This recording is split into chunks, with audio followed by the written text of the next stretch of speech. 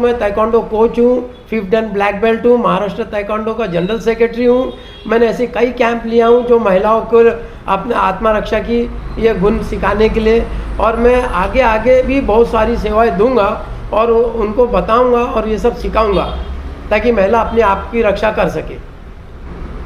नमस्कार, मैं विनील चौरसिया पश्चिम नागपुर से निर्दलीय उम्मीदवार के तौर पे मैं लड़ रहा हूँ। मेरा चुनाव चिन्ह है रोड रोलर।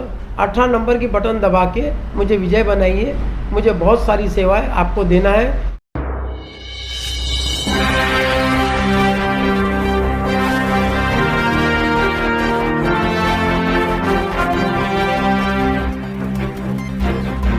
जो मैं सेवा दे रहा हूँ उसमें भी बहुत सारी सेवा और देना है मुझे आपको। जैसे कि मेरा मैनिफेस्टो में दिया हुआ है कि मैं कितनी सेवा लोगों को दे रहा हूँ, यानी एम्बुलेंस, संवाहन, D fridge, oxygen machine, nebulization machine, overall जितनी भी चीज़ें हैं मैं सब दे रहा हूँ। लेकिन मैं चाहता हूँ कि और थोड़ा सा पावर मिलने के बाद और बहुत सी चीज़ें आप लोगों को प्रोवाइड करना चाहता हूँ। इसीलिए मैं इलेक्शन लड़ रहा हूँ ताकि आपका आशीर्वाद मेरे में रहे तो मैं ये सब सेवा आपको प्रदान कर सकता हूँ।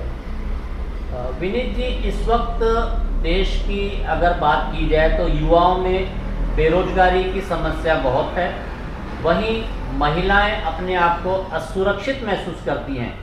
ऐसे में आपकी उनके प्रति क्या रणनीति रहेगी?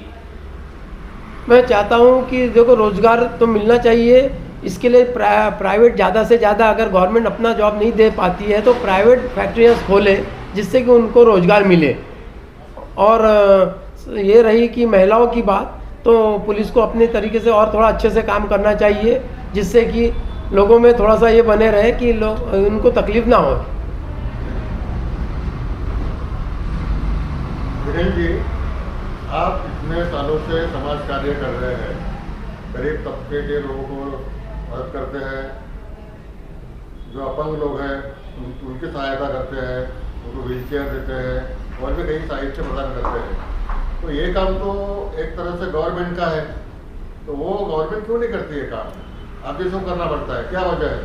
एक्चुअली जो आमदार है उनको ये सब काम करना चाहिए। हर 2 महीने 3 महीने में व्हील चेयर, ये सब जो चीज़ें हैं जो हैंडीकैप्टों के लिए, वो बांटना चाहिए। लेकिन हमें पता चलता है कि ये कुछ होता नहीं है और लोग हमें आते हैं तो हमें अच्छा नहीं लगता है। लेकिन हम इसीलिए ये मेरी संस्था साई ताज बुद्ध जीजस वाहेगुरु सेवा संस्था जो हम चलाते हैं, जिसका मैं अध्यक्ष हूँ, तो मैं चाहता हूँ और मैं लोगों को ये सब सेवा देना चाहता हूँ ताकि आज की तारीख में गरीबी बहुत है, बेचारों उनके पास पैसा नहीं है, खाने को नहीं है, रोजगार नहीं है और दवाई दारू के लिए पैसा नहीं है, तो वो बेचारे क्या करेंगे? इसके लिए ये सब सुविधा होना चाहिए। विनील जी, आप एक ताइक्वांडो कहें या कराटे में एक एक्सपर्ट हैं और जहाँ तक मुझे नॉलेज है शायद आप ब्लैक बेल्ट भी हैं। तो ऐसे में मेरी ये जिज्ञासा है कि आप भविष्य में महिलाओं को सुरक्षा के गुण सिखाते हैं या सिखाएंगे? मैं इसके पहले भी बहुत सारी सेवा दे चुका हूँ। मैं ताइक्वांडो कोच हूँ, 5th डन ब्लैक बेल्ट हूँ, महाराष्ट्र ताइक्वांडो का जनरल सेक्रेटरी हूँ।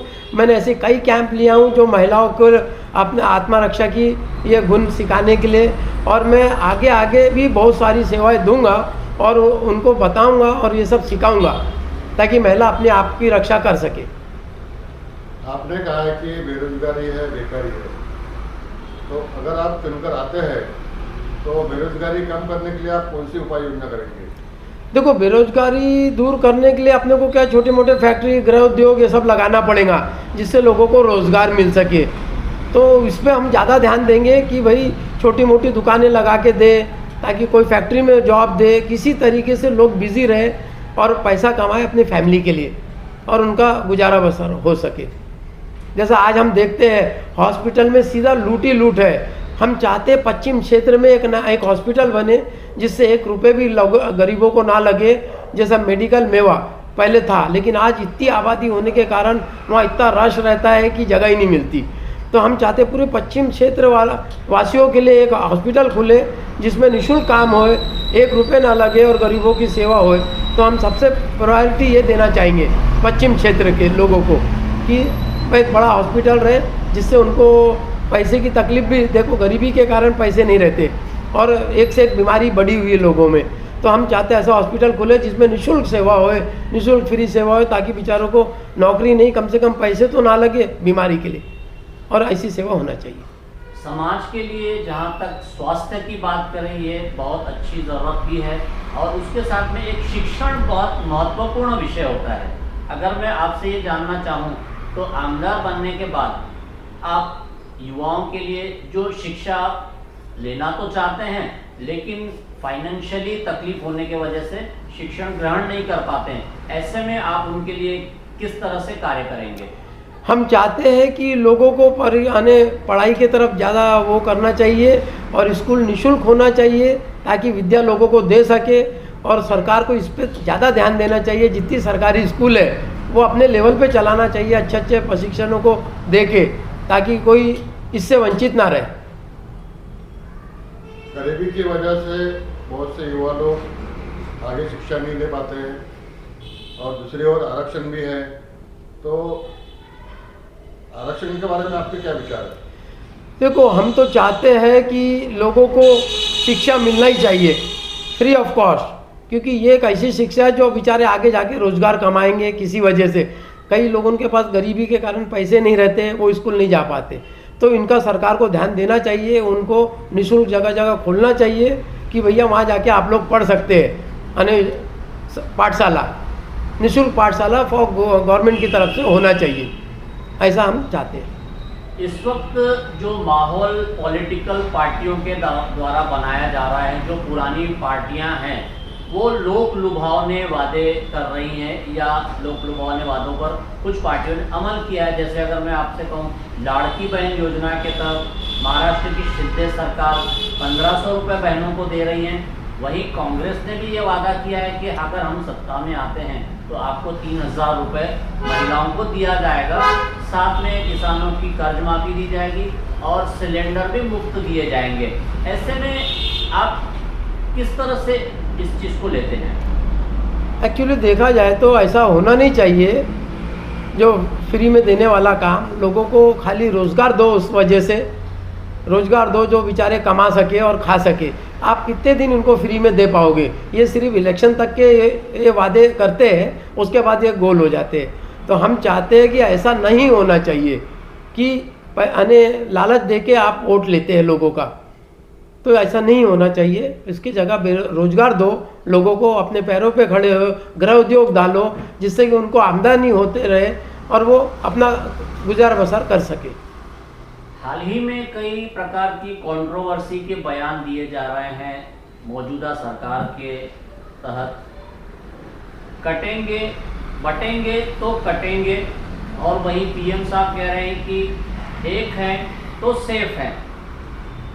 इस नैरेटिव को आप कैसे लेते हैं? एक्चुअली हम चाहते हैं कि लोग ऐसे पार्टियों की तरफ ध्यान ना दे जो लोग ऐसी बातें करके एक दूसरे को लड़वाते हैं। हम तो चाहते, जनता से यही अपील करते हैं कि आप साफ सुथरी छवि वाले इंडिपेंडेंट कैंडिडेटों को आप जिता के दो। पार्टी वाले ऐसी बातें करते रहते हैं क्योंकि वो लड़ाते रहते हैं और वोट लेते रहते हैं। तो हम चाहते हैं कि इंडिपेंडेंट की तरफ ज़्यादा ध्यान दो, वो आपके लिए आखिरी तक सेवा देंगे और फुल टाइम सेवा देंगे। वो बम्बई दिल्ली एसी में जाके बैठेंगे नहीं, क्योंकि आपके तरफ से वो प्रतिनिधि चुना जाएगा तो वो कहेंगे कि भैया जनता ने हमें जीता है, कोई पार्टी ने हमें नहीं जिताया है। तो इसके लिए वो आपको फुल टाइम जॉब देंगे और आपकी सेवा सही तरीके से कर पाएंगे। आपने कहा है कि पश्चिम नागपुर में एक अच्छा हॉस्पिटल होना चाहिए, और इसके अलावा भी बहुत सारी मूलभूत समस्या है। तो आप चुनकर आने के बाद में किस समस्या को प्राधान्य देंगे? देखो, मेरा मैनिफेस्टो में सब कुछ दिया हूँ मैंने। ये मेरा मैनिफेस्टो है और इसमें मैंने दिया हूँ कि मैं क्या क्या देना चाहता हूँ पब्लिक को, और कई सारी चीज़ें हैं। जो गरीब लोग हैं, जो बेचारे उनके पास एम्बुलेंस नहीं है, आज एम्बुलेंस बुलाते ही 1,500-2 हज़ार रुपये मांगते हैं स्पॉट पे, और गरीबों के पास नहीं है, वो तो एम्बुलेंस में जा ही नहीं पाएगा। तो हम चाहते हैं ऐसी फ्री सेवा हो, गवर्नमेंट की तरफ से होना चाहिए, और या फिर हम देंगे अपने तरीके से, जो एक्चुअली हर आमदार का काम होता है देना। और अगर हम जीत के आए तो हम निःशुल्क सेवाएं देंगे, बहुत सारी चीज़ें देंगे जो लोग गरीबों को ज़रूरत है, ज़रूरत से ज़्यादा ज़रूरत है। अंत में आप आम जनता से क्या निवेदन करना चाहते हैं? अब हम तो यही चाहते हैं, जनता से अपील कर रहे हैं कि आप हमें जिताइए, बड़ी क्वांटिटी से जिताइए, हम आपकी सेवा करते रहेंगे। और अगर हम हारे या जीते कोई बात नहीं, हम आपकी सेवा आखिरी तक करते रहेंगे। मेरी संस्था है साईं ताज बुद्ध जीसस वाहिगुरु सेवा संस्था, इस माध्यम से तो मैं आपके बीच में ही रहूँगा और आखिरी तक रहूँगा।